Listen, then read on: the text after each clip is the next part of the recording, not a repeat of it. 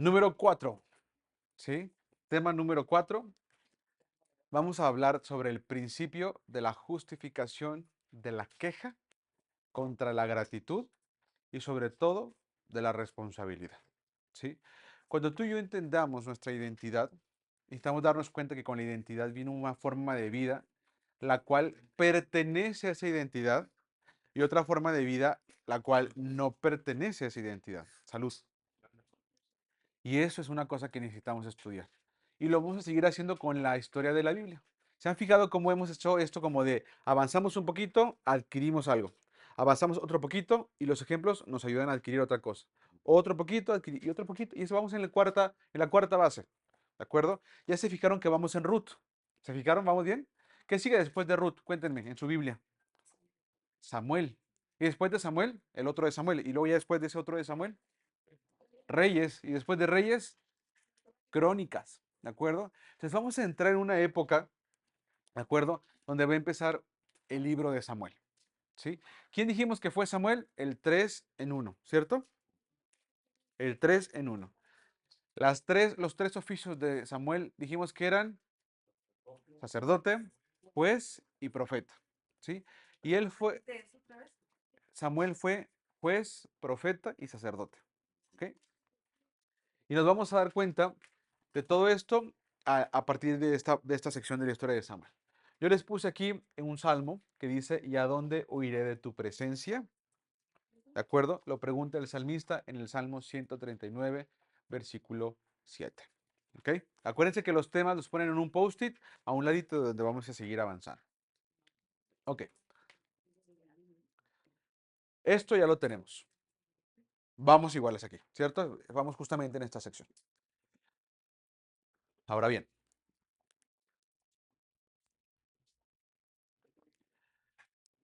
Samuel es el último, ya dijimos.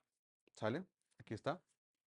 Cami, si quieres, puedes ponerte acá con Kate, por si no se alcanza a ver. Aquí hay dos lugares bien precisos para ustedes. Y yo digo que Luke acá podría ir muy bien. Luke, acá vas a ver mucho mejor, me vas a entender más. Y en esta mesa acá tienes tres tías que te van a saber sacar, ¿sí?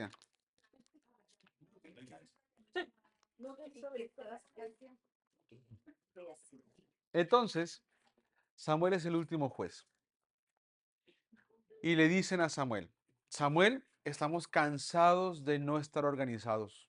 Las naciones de allá, como los moabitas, los amonitas, los filisteos, los de Edom, tienen un rey, tienen reyes, ¿sí? Y se organizan siempre muy bien. ¿Por qué nosotros no tenemos un rey? Y Samuel le dice, porque la forma en la que se fundó nuestra nación es que el rey es Dios. ¿Se acuerdan de eso, no? Cuando tenía el icono del reycito y que le borré la cara para que quedara solo la corona, ¿no? El rey es el Señor. No, pero queremos tener un rey. Y Samuel se entristece mucho. Y va con Dios y le dice, Señor, esta nación pide un rey, justo lo que no queríamos que pasara. Y le dice el Señor, tranquilo, Samuel, no te están rechazando a ti, me están rechazando a mí. Dales un rey. Y Samuel se preocupa mucho y le dice, sí les vas a dar un rey, pero es el que yo te diga. Empieza la época de los reyes, una época importante en la historia de Israel. ¿Sí? Te vas a dar cuenta que aunque no era el modelo original, aunque no era el método que el Señor quería hacer, es un método que al final de cuentas el Señor permite, y escucha lo que te voy a decir, regula, ¿sí? ¿No lo hubiera querido el Señor? No, no lo hubiera querido el Señor, pero lo permite y también lo regula. ¿Qué significa regular? Que les pone leyes y les pone límites para que no puedan hacerlo como a ellos se les antoje hacer. ¿Ok? Fíjate lo que te voy a decir. Samuel, este último juez, unge al primer rey de Israel. ¿De qué rey estamos hablando? Saúl, exactamente. Saúl, ¿de qué tribu era Saúl? ¿Se acuerdan? Era de la tribu de Benjamín. ¿Sí? Si yo me regreso acá y vemos las tribus, aquí está Benjamín. De él, uno de sus hijos, y de sus hijos, de sus hijos, de sus hijos, de sus hijos, así un tataranieto de Benjamín va a ser, va a ser Saúl. ¿De acuerdo? ¿Se acuerdan que Benjamín era hijo de Raquel? Y cuando nació Benjamín, Raquel se murió. Ahí está otra vez. ¿Se fijan cómo seguimos hablando de la misma familia? Por eso necesitamos ser honestos y decir, oye, la Biblia trata de una sola cosa, la familia de Abraham, ¿cierto? Ok, me regreso para acá. Entonces Saúl fue de la casa de Benjamín. Ujú. Aquí está, mira. Vamos a poner aquí a Saúl, primer rey, Saúl, de la tribu de Benjamín. ¿Está bien? Saúl tiene significado bíblico, ¿no? Sí, Tiene significado. todos tienen, todos tienen. La tarea va a ser para ti. Tú vas a decirnos qué significa Saúl. Por andar hablando. No, pero la pones en Google, significado de Saúl y te sale. Luego, luego. Shaul, ¿sí? Vamos a poner de una vez al segundo rey. Saúl gobernó un aproximado de 40 años, muy probablemente. Todo eso ahorita lo vamos a apuntar, ahorita les digo en dónde. Muere Saúl, pero Saúl comete unas cosas interesantes que ahorita vamos a estudiar. Y se levanta en su lugar otro rey que no es de la dinastía de Saúl. Es decir, no existe la dinastía de Saúl en el gobierno, como reyes. Dios pone a un rey diferente y este rey es el segundo. ¿Quién es? David, David. El rey David, exactamente. Y el rey David es de otra tribu diferente, que es de la tribu de Judá. Si yo digo, Saúl es judío, ¿está correcto? No. Díganme cómo sería correcto. Saúl es Benjamín. benjaminita, benjaminero, benjaminita, exactamente. Saúl es benjaminita, ¿sí? David es judío, David es levita. No, ¿se fijan? Es bien importante tener estas distinciones correctas para la hora de interpretar. ¿Sí? Ok. Vamos a hacer una comparativa entre Saúl y entre David. Y yo voy a colocarlos, ustedes pueden hacerlo dentro de lo mismo que vamos avanzando. Y yo los voy a colocar así como uno frente al otro para poder hacer una comparativa o un cuadro comparativo. Saúl y David tenían un parentesco, tenían una relación, ¿sí? ¿Cuál era la relación o el parentesco entre Saúl y David? ¿Se acuerdan? Si eran israelitas, los dos, por supuesto que sí, pero Saúl era el suegro de David, ¿sí? Cuando David mata a Goliat, que ustedes conocen la historia, la paga por eso, Saúl menciona que quien lo mate le va a dar a su hija como esposa, ¿de acuerdo? Y dice David, bueno, pues yo la maté, mi pago. O sea, literalmente es como mi esposa, ¿de acuerdo? ¿Se acuerdan cómo se llamaba esta hija? Mical, exactamente. ¿Se fijan cómo tiene muchos detalles? Está bien bonita, o sea, como que darse cuenta que sí existe todo eso, ¿no? Betsabe viene después, ¿de acuerdo? Todo el mundo piensa que la hija de David es Betsabe, pero no, primero es Mical, ¿sí? Mical, así tal cual, Mical. Y entonces era suegro y yerno, ¿ok? Y no solo era eso, el rey, perdón, el suegro es Saúl, ¿de acuerdo? El rey y suegro. Y David no solo es yerno, David también es parte de los siervos de Saúl. Cuando David mata a Goliat, se convierte prácticamente en un guerrero para Saúl y tiene como su contrato, vamos a decir, con el rey Saúl y le sirve, ¿de acuerdo?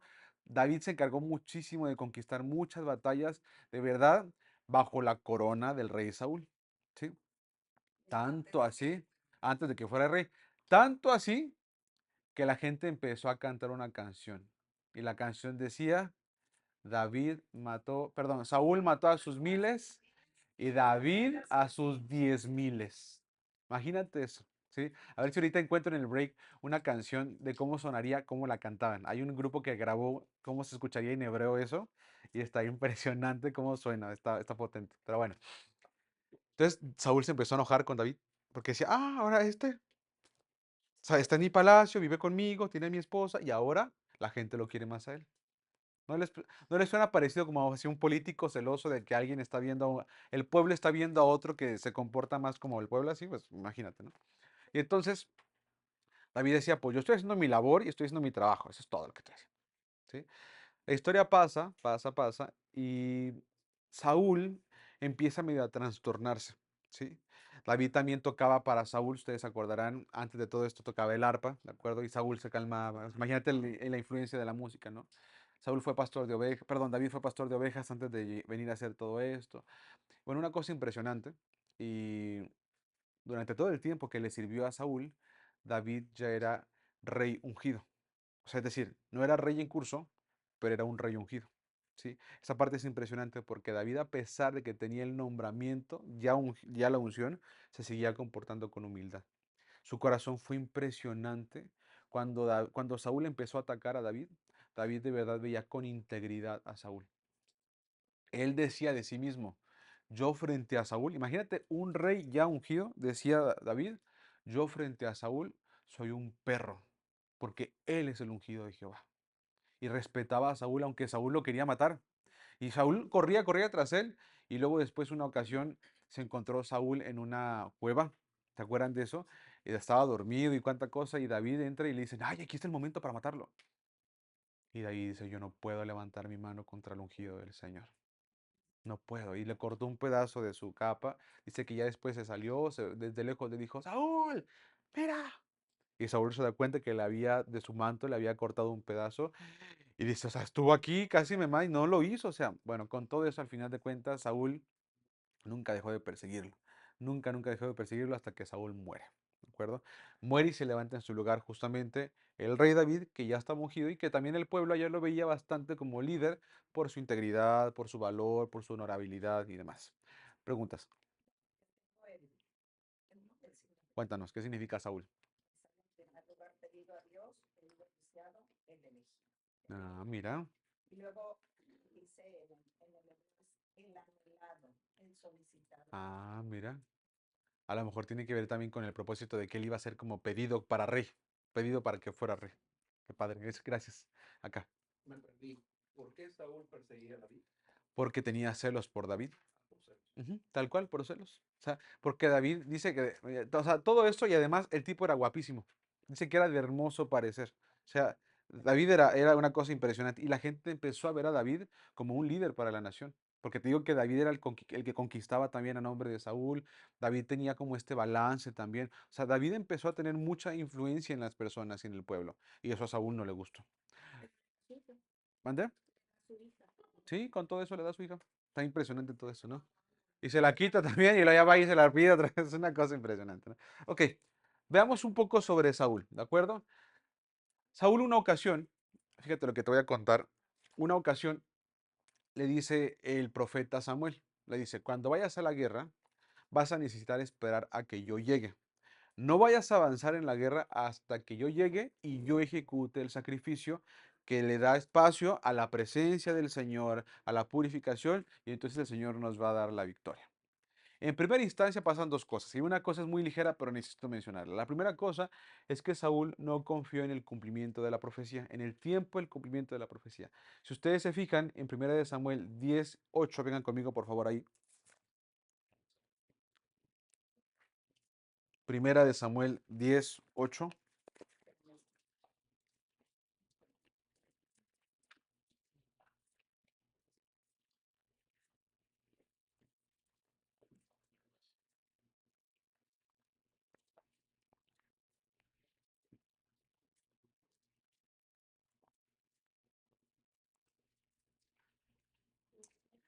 Y como bien dice mi amigo Edward, yo siempre leo un poquito antes.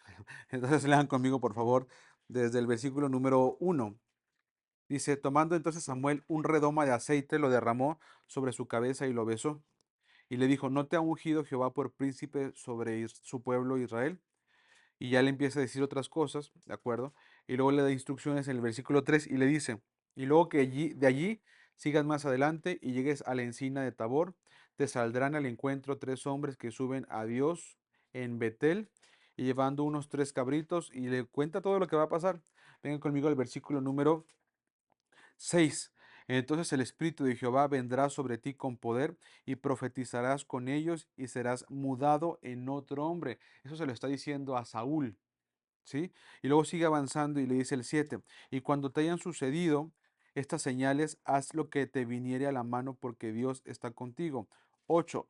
Luego bajarás delante de mí a Gilgal, entonces descenderé yo a ti para ofrecer holocaustos y sacrificar ofrendas de paz. Espera 7 días hasta que yo venga a ti y te enseñe lo que has de hacer. En el 10:7, en el 10:8 le dice la instrucción. ¿Sí? Ahora ven conmigo al 13:8. 13:8.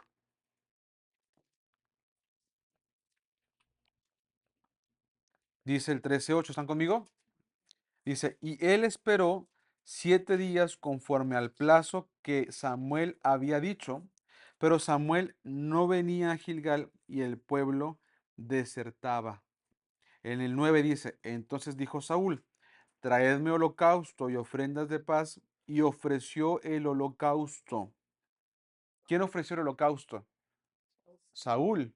¿Esto le estaba facultado Saúl para ofrecer el holocausto? No, no podía hacerlo. ¿Qué te hace pensar que si Samuel le dice, espérame, yo voy a llegar, y ves, escucha lo que te voy a decir, y ves a Saúl que voltea a ver al pueblo que estaba desertando, que estaba abandonando la batalla, y ves que Saúl dice, se están yendo, déjame, entonces yo lo hago? ¿Qué carácter te hace pensar que Saúl tenía? Impulsivo, desobediente, ¿qué más? Inseguro. Es decir, si le dijo voy a llegar, ahora, date cuenta, ¿quién presionó a Saúl? Él mismo se presionó, porque vio qué cosa, al pueblo, no, vio al pueblo. Entonces dijo, el pueblo, yo tengo que hacer esto para que el pueblo no deserte. Es decir, ¿cómo era el carácter de Saúl? Era medio débil, porque se dejaba influenciar por lo que estaba viendo. Eso es algo importante a revisar. Entonces, ves que que Saúl no confía en el tiempo del cumplimiento de la profecía. Le dijo, a los 7 días volveré. Y sí dice en el 8, esperó 7 días conforme al plazo, pero Samuel no venía a Gilgal. Pero ese día no había terminado. Estaba en el día donde iba a llegar. Y fíjate lo que pasa, ven conmigo al versículo número 10. Y cuando él acababa de ofrecer el holocausto, he aquí que Samuel venía y Saúl salió a recibirle para saludarle. O sea, ¿cuánto crees que le faltaba por llegar? ¿Una hora? ¿Una hora y media? O sea, estaba a punto de llegar y Saúl con todo eso se adelantó. Es impulsivo. Su carácter se dejaba presionar o él creía que lo presionaban. Pero era el rey. Imagínate un rey con esas cualidades o rasgos negativos. No inventes. No inventes, por supuesto, necesitamos a un rey que tenga el carácter para confiar, el carácter para resolver, el carácter para saber qué está facultado y qué no está facultado. Y no esperar al profeta. Entonces, primera cosa que queremos ver aquí, apunten esta por favor, debajo del rey Saúl, no confía en el tiempo de la profecía, lo voy a hacer un poco más grande. 2 años antes, Samuel le profetizó que debía esperarle 7 días, fíjate, 2 años antes. No era algo reciente, o sea, no era como que, no, pues quién sabe si va a pasar. No, pues te dijo hace 2 años. Y si ustedes se fijaron en el capítulo 10:8, se lo dijo con seña. Le dijo, van a traer tantos cabritos, te vas a ir con ellos y después vas a bajar. O sea, le dio características bien puntuales. No fueron así de simples, fueron bien puntuales. Ahora, Samuel no era nuevo en el pueblo. Samuel se conocía de que sus palabras de verdad venían del Señor. Era para confiar. Por supuesto, confiar en el Señor y también confiar en Samuel. ¿Sí? Pegadito con esto está esta otra. No confió. Y además de no confiar, asumió una función que no le correspondía. ¿Cuál fue la función que no le correspondía? El holocausto. Él no tenía por qué hacerlo. Él no podía hacerlo. ¿Sí? Los reyes gobernaban en la parte física, en lo civil. ¿Sí? Pero los jueces, los profetas gobernaban en la parte espiritual. ¿De acuerdo? En la parte interna, en la parte de la obediencia, de la instrucción del Señor. Y te digo una cosa, también los reyes se debían someter a los profetas. No se gobernaban ellos mismos. Los reyes debían someterse a la palabra de la profecía. ¿Se dan cuenta? Porque el profeta representaba al Señor. Entonces yo les puse aquí, en 1 Samuel 13:8, como teníamos acá también, ofreció el holocausto y ofrendas que solo correspondían a Samuel, porque el pueblo desertaba. ¿Sí? Ahora, siempre había un profeta Siempre, con- con- siempre. aconsejando. Yes. Ok. Siempre había un profeta homólogo al rey. Siempre. El Señor proveyó profetas. Los samueleos. Ujú, Y nos cuenta la Biblia quiénes fueron nuestros ujú. Y podemos encontrar líneas del tiempo que te muestre el rey y su profeta. O no su profeta, el profeta. ¿De acuerdo? Había profetas que estaban con hasta 4 reyes. Porque se morían los reyes y el profeta seguía con vida. Y entonces, por ejemplo, Isaías fue uno de ellos. Isaías estuvo con varios profetas y estaba con el papá, con el hijo, con el nieto, con el bisnieto. ¿Se fijan? Está potente, ¿verdad? Israel era el profeta. No, Isaías. Isaías era el profeta. Isaías. Exactamente. No te preocupes. Ok. ¿Vamos bien con lo que se está diciendo? ¿Les cae bien Saúl con este tipo de personalidad? Como que si sientes que te queda de ver, ¿no? Claro, Saúl no todo hizo mal, por supuesto. ¿Sale? No todo hizo mal. Pero, por ejemplo, a mí también me quedó de ver cuando Saúl no quiso ir con Goliat. O sea, buscaba quién fuera con Goliat. O sea, ¿por qué también Saúl no fue el que confió en el Señor como rey? O sea, se supone que él el representante de la nación. No sé, me siento con esta parte como de liderazgo que, hoy como que no siento, como que percibo que sí se le faltaban cualidades importantes por desarrollar. Que David pues parecía que lo tenía naturalmente. O sea, ¿qué dices tú? David cuando dice, ¿quién es este incircunciso que se atreve a desafiar los ejércitos del Dios Altísimo? Y el tipo va ahí sin armadura y con lo que sea, una onda, una piedra en la cabeza, el tipo se cae y le corta la cabeza con la propia espada de Goliat y ya se acabó. O sea, ve la seguridad como cualidad de carácter que está ahí. Que de hecho acabo de producir un video de las cualidades de carácter sobre seguridad, que fue, creo que se salió antier. Lo pueden visitar en mi canal de YouTube. ¿De acuerdo? Una última, por favor. Desobedeció a la instrucción respecto a destruir a Amalek. Van a poner nada más 3. Esta tercera es que dejó vivo a Agag. Así se llamaba este rey, Agag. Y a los ganados con la justificación, o sea, diciendo, no, es que yo lo quise dejar vivo porque el pueblo lo mantuvo vivo para que sea ofrenda para Dios. O sea, este tipo, ¿has conocido a alguien así, Cami, que cuando le preguntas algo, siempre tiene una respuesta para que cualquier otra cosa sea lo culpable menos él? O sea, bien irresponsable. O sea, no es que la maestra, no es que mi papá, no es que mi hermanito, no es que quién sabe qué, no es que el perro. O sea, siempre es otra persona, alguien más, excepto uno mismo. Yo he conocido personas así y la verdad es que se vuelve bien pesado tener una relación con esas personas. Porque es justificación 100%, responsabilidad 0%. ¿Se dan cuenta de esto? Qué complicado, ¿no? ¿Ok? Y esto aparece en 1 de Samuel 15. Sí, ujú. Ah,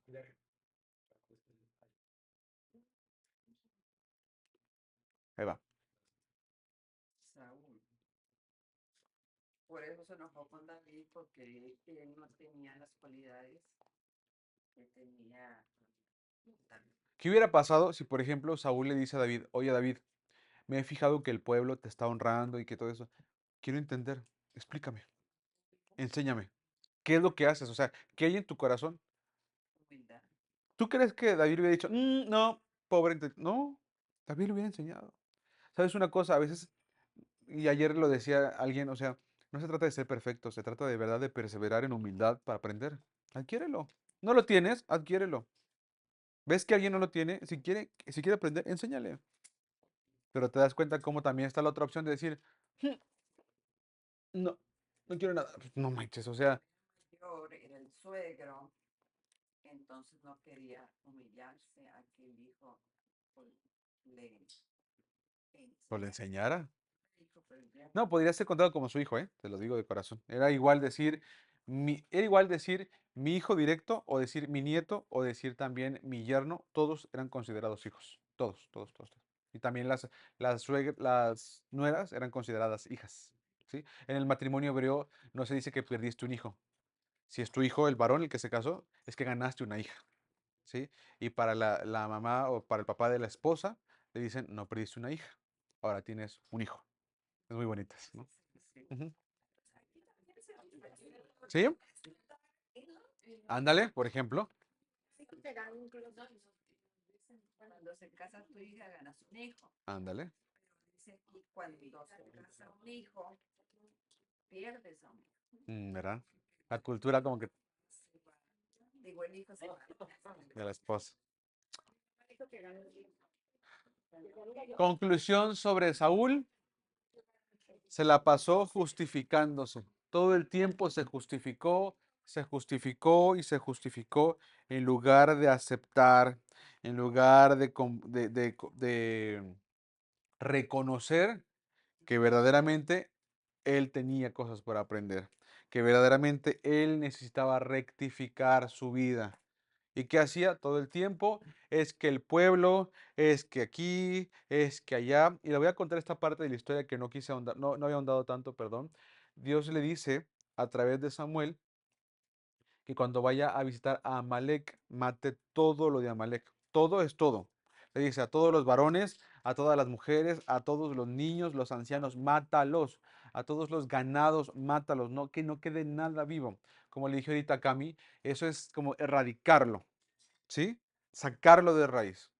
Entonces, cuando ya van Saúl con sus ejércitos, dejan vivos a los ganados y dejan vivo al rey.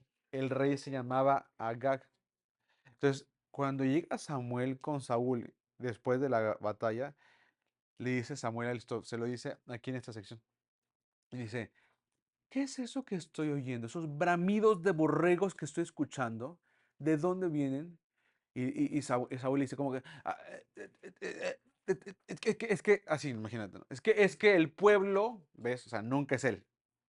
Una persona con bajo carácter, siempre son todos los demás menos él. Es que el pueblo lo dejó vivo para que sean los sacrificios de Dios, para Dios cuando regresemos a Judá. Y le dice, no, no entendiste, todo es todo. Entonces Samuel sabía que se había dejado a los ganados y se había dejado al rey, probablemente hubieron personas que huyeron, que no los terminó de matar. Y Samuel sabía la dificultad que había con Amalek. Esta batalla con Amalek es una batalla eterna prácticamente. Cuando digo eterna no me refiero a la posteridad, sino de lo viejo que es. ¿Sí? O sea, es una batalla donde Amalek siempre va a intentar acabar con el pueblo del Señor. Y solo cambia como de pueblo, pero es el mismo Amalek, es el mismo espíritu de Amalek. Amalek, Amalek, el que siempre intenta acabar hasta el final de los tiempos, el Señor va a pasar con eso. ¿Sabes una cosa? Hay una profecía interesante de esto, con respecto a Amalek, que se da en Génesis. Dice que por causa de que hay pecado por todo esto, le dice a las maldiciones que le da a Adán, que le da a Eva, que le da a la serpiente, ¿se acuerdan? Le dice que, pues Adán dice al hombre, dice, ahora te va a costar el trabajo, dice, con esfuerzo y sudor vas a trabajar la tierra y ahora ya la tierra no te va a dar, ahora tienes que hacerla producir, ¿cierto? Y a la esposa le dice, tus partos van a ser ahora con dolor y te va a dificultar todo eso. A la serpiente que le dice, te vas a arrastrar por cuanto hiciste toda esta parte. Y le dice algo importante acá que tiene que ver con esto. Y ahorita te voy a contar por qué hago como esta acotación. A la mujer le dice, va a haber una contienda todo el tiempo entre la simiente de la serpiente, es decir, la descendencia de la serpiente. O sea que la serpiente iba a tener descendencia.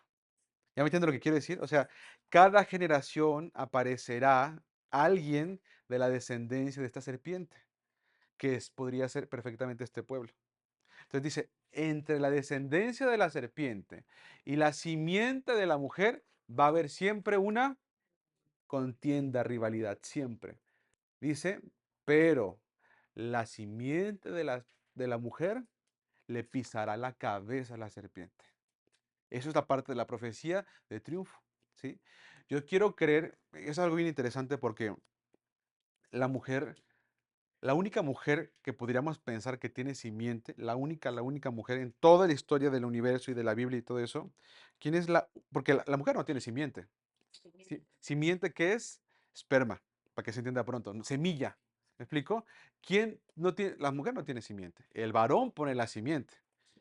La única que tiene la posibilidad de dar a luz o de concebir sin la necesidad de la simiente es María, es Miriam. Entonces dice, la simiente de la mujer, no María, no Miriam, su nombre original era Miriam. La simiente, ¿quién es la simiente de la mujer? No, ¿quién es la simiente? La simiente, ¿quién es? Jesús.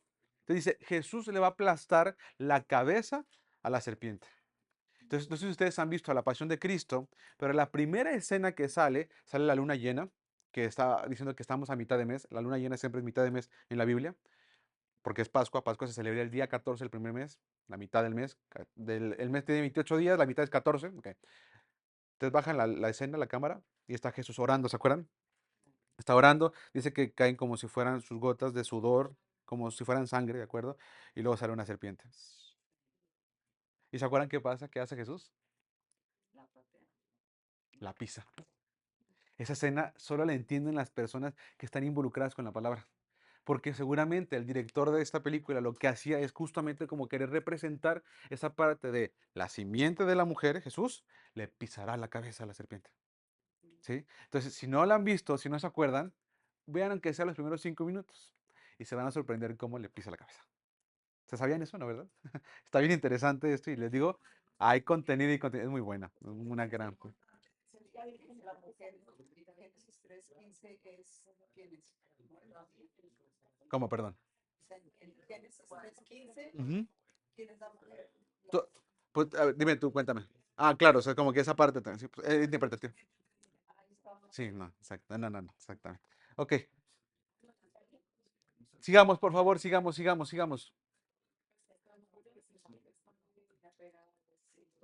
Vámonos con David, por favor. David, vamos a ver el carácter de David. Ah, bueno, espérense, no les terminé de contar sobre acá el cine, nada más me fui con el rollo interpretativo. Acá no lo mata al rey Agag y se encuentra a Samuel. Y dice, oye, ¿tampoco mataste al rey? Le dice, no, pues muy mal. Dice la historia que Samuel agarró una daga. Samuel, el profeta, el sacerdote, el juez de Israel. ¿Qué le dije que decían los jueces? Los jueces juzgan con justicia para erradicar el daño. Así como lo digo. Entonces, Agag era un daño impresionante a la nación de Israel. Entonces, agarra Samuel la daga, se la clava a Agag para matarlo. Por supuesto, fue como, sí lo hizo él. O sea, nadie lo esperaba que el santo profeta del Señor. No, por eso. Pero la erradicación del mal es a veces hasta violento, pues es potente esa parte. Y bueno, al final de cuentas, esta parte es importante porque la historia cuenta que Saúl fue asesinado por una malecita. ¿Sí? Hay una parte interesante de esto y es que, creo que lo tengo acá. Ah, no lo tengo. Pero al pecado, si tú no lo eliminas, el pecado te va a eliminar. Si tú no tienes la fuerza para vencer al pecado, si no pides ayuda, si no buscas consejería, si no buscas esta parte de la valentía para confesar, si tú no tienes eso, sabes una cosa, si lo tienes guardadito acá, no dices nada porque no me da vergüenza. Ok, si no, te va a consumir y te va a matar. Saúl hizo eso, no mató a Amalek por completo, no lo eliminó. Bueno, ¿sabes qué pasó? Amalek, una malecita, mató a Saúl, lo atravesó a Saúl. Imagínate eso. Bueno, Amalek sí creció. sí, porque te digo que no fueron realmente íntegros en la instrucción, que le dijo, todo es todo. Entonces, si dejaron al rey y luego en lo que agarraban a los corderos gordos y quién sabe qué, claramente se les fueron un montón de personas. ¿Me explico? O sea, era muy sencilla la instrucción. No dejes que se te vaya nadie, mata todo. Entonces, si están preocupados por los borregos gordos y porque haya ganado y porque haya botín, pues claramente se distrajeron y se les fueron un montón de gente. Entre los que se fueron, después uno de esos mató a Saúl. ¿Ya me entiendes? Por eso es que al pecado o lo eliminas o te elimina. Ustedes decidirán. Ok, ahora sí vayamos con David para alcanzar esto y terminar para ir al break. David, por ejemplo, es perseguido por Saúl para matarlo. Por lo menos 2 veces se nota que David puede matar a Saúl. Otra vez lo que te conté ahorita. David puede matar a Saúl, pero no lo hace, pues reconoce que es el ungido del Señor. Esto aparece en 1 de Samuel 24 y 26, estas dos ocasiones. Entonces, fíjate nada más esto. Tiene la capacidad para matarlo, él es el rey, o sea, más rápido llega al trono David, ¿y qué hace? No lo mata. ¿Sí? Para eso se requiere un gran carácter, un carácter desarrollado. ¿Se acuerdan qué significa Israel? Gobernado por Dios. Israel, David era israelita, sí, David era gobernado por Dios. Comportarse a la altura. O sea, yo quiero matar a Saúl, sí, sí quiero. O sea, sí quiero que esté muerto, no lo quiero que, sí lo quiero. Yo puedo matar a Saúl, no puedo. ¿Por qué? Porque el gobierno en el que yo pertenezco es, fíjate lo que te voy a decir, es someter mi voluntad a su voluntad. Entonces, no es mi voluntad la que se hará, no. La que se hace es su voluntad. ¿Me explico? Si él dice, mata a Malek, mata a Malek. Pero si dice, no lo mates porque es el ungido, no lo matas. ¿Te das cuenta de eso? O sea, ahí donde te das cuenta que es el gobierno del Señor. Es someto mi voluntad a su voluntad. Yo no mando, manda el Señor. Y para eso, déjame te digo que se requiere carácter. Carácter para someterse, carácter para humillarse, carácter para mantener esa perseverancia. ¿Ok? Otro más, por favor. El caso David, Betsabé y la muerte de Urías. Apúntenlo, por favor.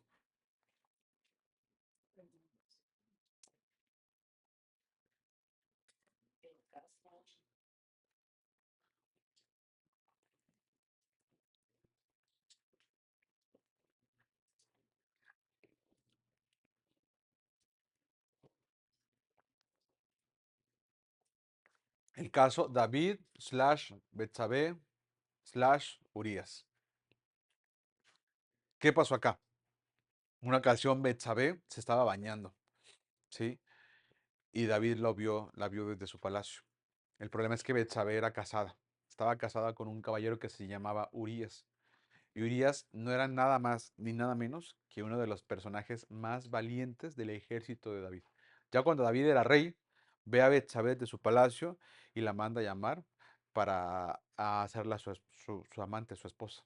¿Sí? Esto, por supuesto, estaba incorrecto por todas las partes que lo vieras. ¿Sí? Entonces, David, perdón, adultera. Primera esta cosa que te lo quiero decir. David adultera porque también David ya estaba casado y busca a una mujer casada, bueno, o se seduce, se es seducido por una mujer que ya es casada. Qué interesante el tema de los ojos. David en esta ocasión abandonó el criterio de ser gobernado por Dios y se sometió al gobierno de sus ojos. Lo que sus ojos vieron, ahí mira, cayó rendido ante eso. Dice la historia que mandó llamar a Betsabé, tuvo intimidad con Betsabé y después de un tiempo Betsabé se dieron cuenta que Betsabé estaba embarazada, ¿sí? Entonces lo que hace David es que manda llamar a Urías. Para ese tiempo, déjame te cuento el chisme, es que Urías estaba en la guerra, ¿sí? Urías estaba en la guerra y dicen, si regresa Urías y la mujer está embarazada, todos sabrán que hubo adulterio. Entonces mejor que venga Urías y les ponga ahí un nidito de amor para que Urías pues quiera hacer como la tarea con su esposa y ya, que el hijo sea como de Urías. O sea, además de infiel, o sea, de adúltero, también quería ser estratagema o estratega para ser mentiroso. Y mandaron, mira, imagínate, mal padre también. O sea, un padre desatendido, ¿sí? Y todavía mentirle a Urías para que decirle que era su hijo. O sea, date cuenta como que acuérdate, un pecado llama otro pecado. Y una obediencia, dice un dicho judío, dice que la obediencia a un estatuto llama a otro estatuto del Señor y te lleva en santidad, pero el pecado a otro pecado y te lleva en detrimento. ¿Sí? Entonces fíjate lo que sucede. Manda a llamar a Urías y Urías dice, ay, mi señor el rey me está llamando al palacio, déjame voy. Y que dice, sí, señor el rey, dígame, ¿no? Y luego le dice al señor el rey, pues nada más te llamo porque pues, tu esposa necesita atención. ¿Me explico? Y le dice, sí, mi señor el rey, pero mis amigos, mis compadres están en la guerra, perdón, están en la guerra. ¿Cómo yo voy a tener acá con mi esposa tensiones y allá en la guerra? No, yo necesito estar allá. Él dice, bueno, ¿sabes qué? ¿Sabes qué? ¿Sabes qué? Tú ahorita ten estas amenidades y vete con tu esposa.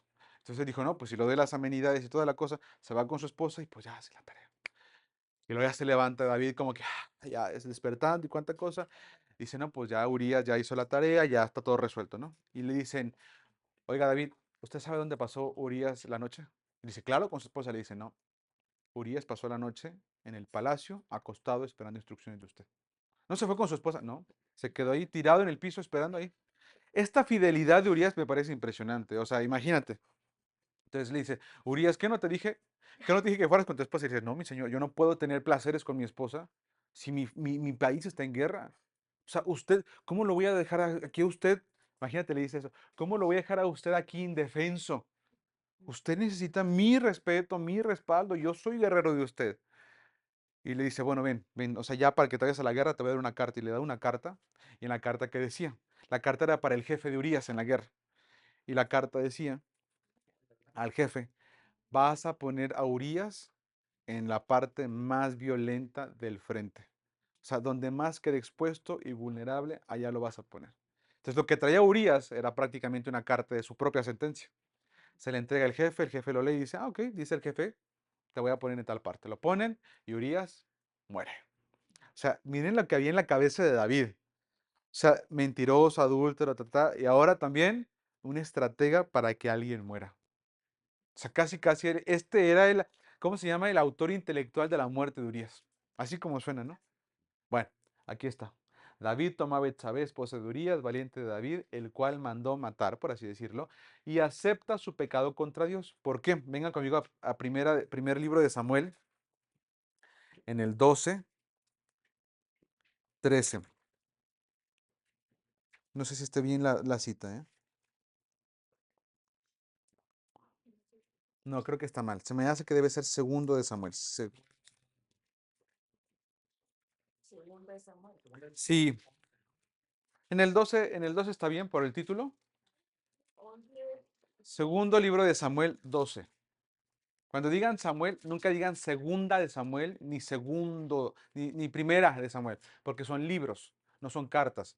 Las de Pedro, las de Corintios, esas sí son en femenino, ¿de acuerdo? Primera de Corintios, segunda de Corintios, son cartas. Solo es un dato de clavadito, pero es como, mira, te da ahí madurez en cómo dices la palabra. Entonces, de Samuel no son cartas, son libros. Entonces sería primero de Samuel y segundo de Samuel.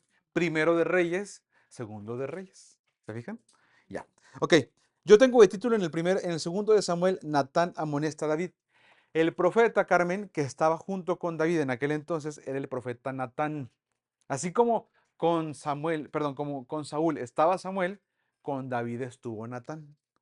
¿Sí? Así te fijas cómo había como esta pareja de rey con el profeta, ¿no? Entonces sucede acá que lo amonesta y en el 13, fíjate lo que le dice. Entonces dijo David a Natán, pequé contra Jehová, y Natán dijo a David, también Jehová ha remitido tu pecado, no morirás. ¿Qué te quiero decir con esto? Que David le decía a Natán, oye, eres un asesino, eres un adúltero, eres un mentiroso. Le dice eso en los primeros capítulos. Y Saúl, ¿qué hubiera dicho? Es que el pueblo. ¿Qué hubiera dicho, por ejemplo, Saúl? Es que, bueno, o qué hubiera podido haber dicho David? Es que Betsabé salió y ni modo que le hiciera así. ¿No me entiendes? O sea, echarle la culpa a Betsabé o justificarse. ¿Y qué dice David? Pequé. Acepto que he pecado. Yo pequé. Pequé contra el Señor. ¿Y qué le dice Natán con respecto al Señor? También Jehová ha remitido tu pecado, no morirás. O sea, David acepta y el Señor trae misericordia. Perdona, lo olvida. ¿Qué significa remitido tu pecado? Quitado tu pecado. Se lo quitó. Lo regresó. O sea, no lo tienes el pecado. Porque se arrepintió. O la humildad. Esta humildad es importante y característica. Y se fijan que no es un pecado menor, ¿eh? O sea, además es un grupo de pecados, o sea, está intenso, está potente. Y la gente piensa que David fue como siempre el dulce cantor de Israel. Sí, sí fue. El salmista, sí, sí fue. Pero también Era mujeriego. tiene el corazón conforme al corazón de Dios. ¿Mande, mande? Grosero, me dicen. ¿Te fijas? O sea, pero ahora te das cuenta cómo a pesar de eso no se le quita el título. ¿Qué te dice eso? Es que la gente supo todo este chisme. Sí. Sí, sí se dan cuenta. Sí se dan, o sea, toda la gente supo sobre esto, sí se dieron cuenta. Porque te voy a decir que cuando nace el hijo de esta sí era Betsabé, cuando nace el hijo de Betsabé, el hijo se enferma, ¿sí? Y está muy enfermo el hijo y David deja de comer, se pone a ayunar y todos sabían que el rey estaba pasando por un mal momento y ya estaba la mujer en la casa, en el palacio, o sea, todos ya sabían que había adquirido una nueva esposa, que todos sabían que era esposa de Urías. Y todos sabían que extrañamente Urias había muerto. O sea, ¿ves cómo es algo bien controversial esto? O sea, si esto pasara en la actualidad dirían, el presidente tiene una nueva esposa. Pero ella ya estaba casada. Estaba casada con alguien que le servía al presidente. Imagínate todo eso. Es noticia nacional. Bueno, entonces dice que no comía y no comía y no comía y hasta escribió unos salmos. Y los vas a encontrar justamente en el libro de Salmos. ¿De acuerdo? Y cuando ya muere, porque muere el bebé, no sobrevive, el bebé muere, dice la historia que David se repuso, dijo, ya no tengo más por qué estar en luto, es parte del propósito del Señor, y recobró el aliento y empezó otra vez o sea, que ya dejó de ayunar, pues. Entonces sí, fue un tema nacional, sí, la gente se enteró. Exacto. Un dato importante y curioso es que creo que el suegro de Betsabé conspiró contra, fue uno de los que conspiró contra David, ¿verdad? El suegro de Betsabé conspiró. Ah, fíjate que no me lo tengo tan claro. Ahorita lo reviso. Sí, sí, gracias. Último, por favor, de David, el último pecado, y nos vamos a la comidita. David censa al pueblo a pesar de que estaba mal. En segundo de Samuel, vengan de una vez, por favor. Segundo de Samuel 24.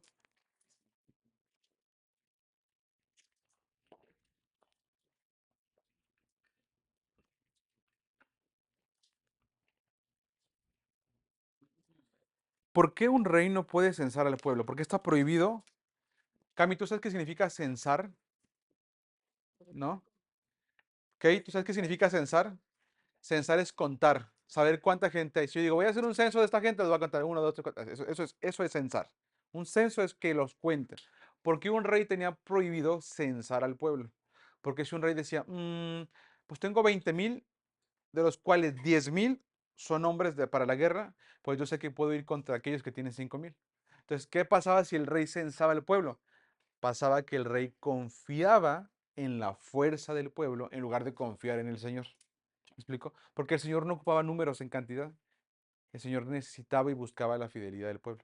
Bueno, la otra cosa es que tú solo puedes contar lo que es tuyo. ¿Sí? Si el rey contaba al pueblo, es como si como si el rey dijera, este pueblo es mío. ¿Y qué decía el Señor? Este pueblo es mío. El Señor decía eso. Entonces, los reyes tenían prohibido contar o censar al pueblo. David lo hace y en el capítulo 24 del segundo libro, fíjate lo que sucede.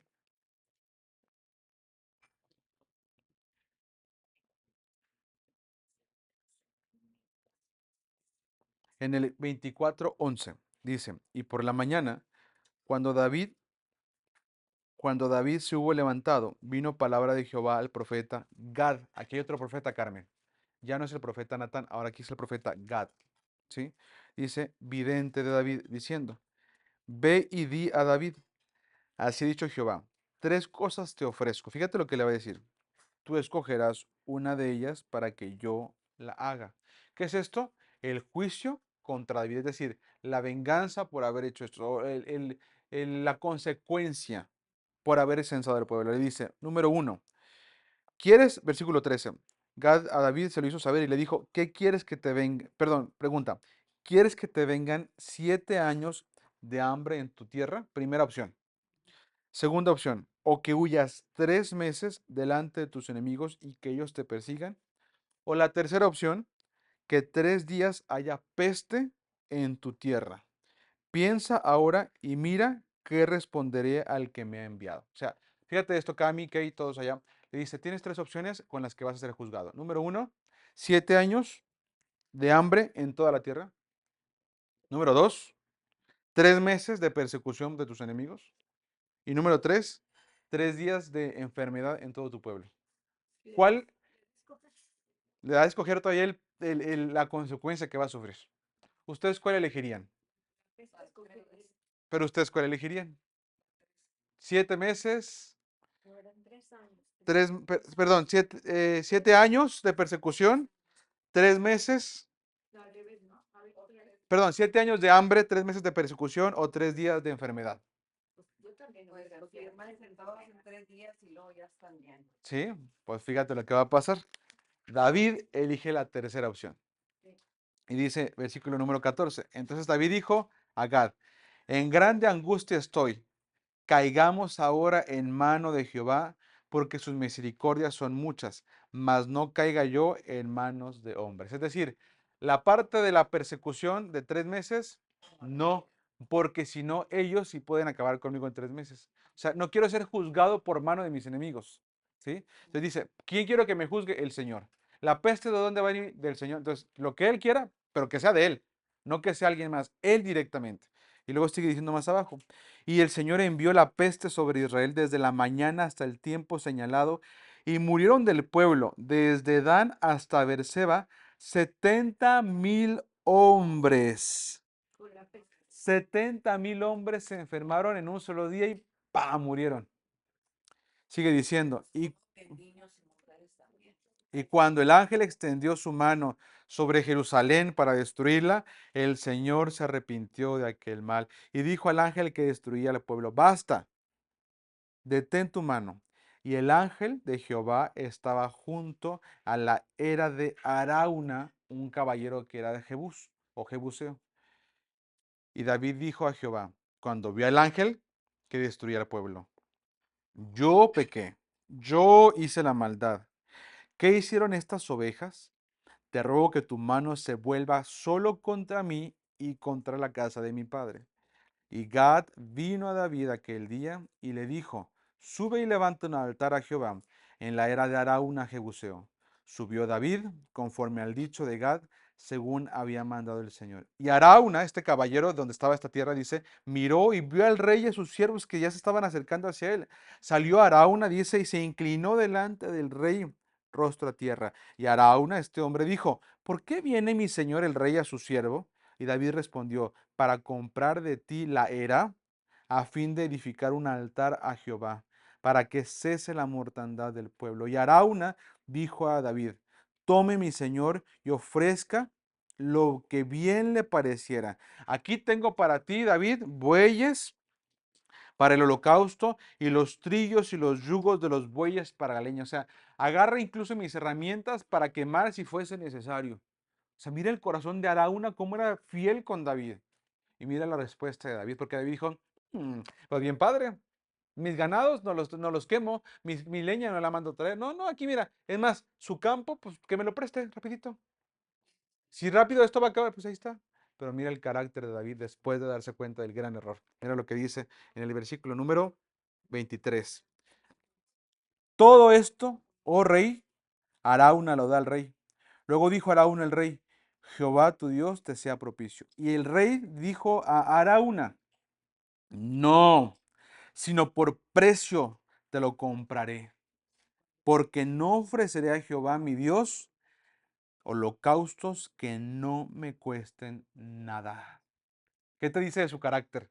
¿Se aprovechó de Arauna? ¿Aprovechó esta fidelidad de Arauna? No. Dijo, no te voy a pagar lo que cuesta. Te lo voy a pagar.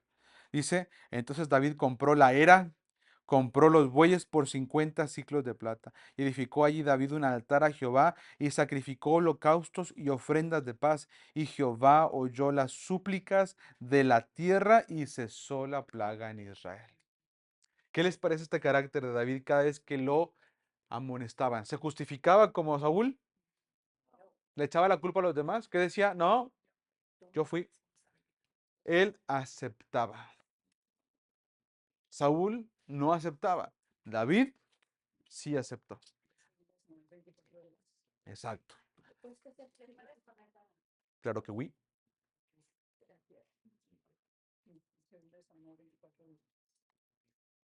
O sea que, ¿qué estamos diciendo? Que la identidad requiere responsabilidad. Requiere de verdad tener carácter. Y si no se tiene el carácter, se puede desarrollar. Si no, alguien no tiene una cualidad de carácter, se puede desarrollar. Ustedes y yo, como dijimos al principio de esto, necesitamos entender que el Señor quiere renovar los odres para habitar en nosotros. Ese vino nuevo ponerlo. Y para eso se requiere que nosotros seamos aptos, aptos para el servicio, si queremos. David, las cualidades que le faltaban, las necesitó adquirir. Y las cualidades que le faltaban a Saúl, se sordeaba y lo ignoraba y se iba. ¿Sí? ¿Se dan cuenta de eso? Para cerrar esta parte, quiero compartirte esta conclusión. David, por causa de esto, alguna ocasión se le ocurrió construir el templo. Y le dijo literalmente el Señor que le iba a dar, al Señor le iba a dar una casa para que habitara. Y el Señor le dijo, no, no necesito eso. ¿Sí? David intenta construir un templo fijo para Dios. Cuando dice, yo tengo un palacio y Dios no tiene nada. Y le dice, no, no lo necesito, no se lo permite. Pero Dios, por causa de eso, le hace una promesa de un reino eterno. Y le dice, ¿tú quieres bendecirme, David, con una casa, la cual no puede contener mi gloria, pero gracias? ¿Sabes una cosa? Este corazón y tu personalidad te hace que hoy te haga una promesa. Y David le dice, ¿cuál promesa? Se lo dice a un profeta justamente. Y el profeta le contesta, el Señor dice que tu reino se ha de convertir en un reino eterno. Nunca va a faltar quien se sienta en el trono de Judá de la dinastía de David. Ahí sí se nombra y se declara una dinastía. Y es la dinastía de David. Los hijos de David serán hijos siempre reyes. Siempre habrá quien se siente en el trono. Hola, Cooper. ¿Quién se siente en el trono de la casa de David? Y sí pasó. David, Salomón, Jeroboam, y así se va la línea de reyes. Jesús. Hasta Jesús. Entonces, Jesús, alguien puede decir, pues sí, Jesús va a ser un rey eterno. Jesús es un rey eterno y es hijo de David. Se cumple esto. Mientras que, por otra parte, la dinastía de Saúl queda desechada. No más se contará. Dice que literalmente la dinastía de Saúl no va a ser. El hijo de Saúl sí existió, se llamaba Jonatán, y Jonatán no fue rey. De hecho, Jonatán, el hijo de Saúl, y David eran muy amigos. Sí, es algo interesantísimo. Mientras que a David la conclusión es que se le concedió un reino eterno. Ahí voy a decir, deja que nada le tome foto por acá. Se le concede a David un reino eterno. La otra, queríamos anotar, yo no, pero pues, David intenta construir un templo.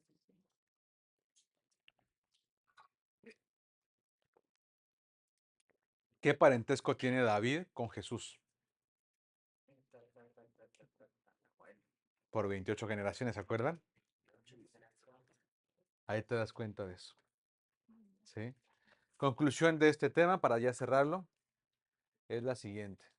La progresión, cuando alguien quiere empezar a progresar, va a empezar con gratitud. Pero la gratitud existe cuando hay responsabilidad, cuando hay humildad y cuando hay de verdad aceptación de los errores. Se te perdonan y ¿qué haces? Agradeces. Y la gratitud da espacio para que la gente progrese. Pero si alguien empieza con justificarse y empieza a quejarse o a ser ingrato, va a empezar a degradarse. David se degradó tanto que dice que su casa se borró.